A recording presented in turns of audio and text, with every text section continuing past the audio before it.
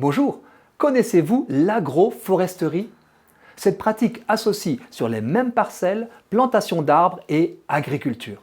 Ses promoteurs notent qu'à l'origine, au néolithique, agriculture et élevage faisaient bon ménage au pied des arbres. Ils vendent surtout une pratique d'avenir, fondée sur des connaissances fines des interactions entre les arbres et les multiples façons qu'ont les agriculteurs de valoriser leurs parcelles. L'agroforesterie est très diverse, mais avec une constante. L'arbre n'est plus considéré comme l'ennemi numéro un des cultures, leur concurrent, l'empêcheur de la modernisation de l'agriculture.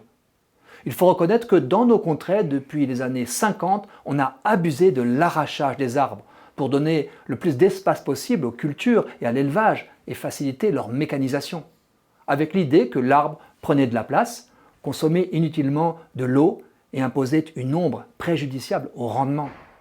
Et si c'était l'inverse?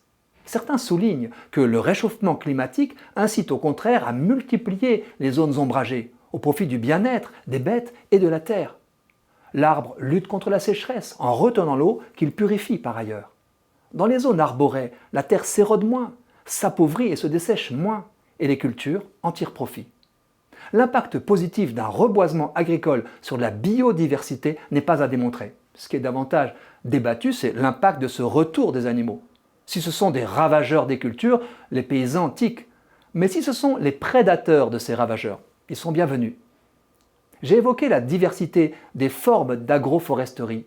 Celle des pays tropicaux est représentée dans nos Antilles par le jardin créole.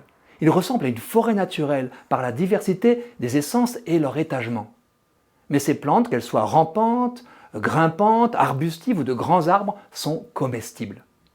En pays tempérés, l'agroforesterie peut se développer par plantation d'alignements d'arbres, notamment fruitiers, en pleine parcelle, ou bien de haies en bordure de parcelles. C'est le retour du bocage. Le gouvernement soutient un pacte visant à replanter 50 000 km de haies d'ici 2030.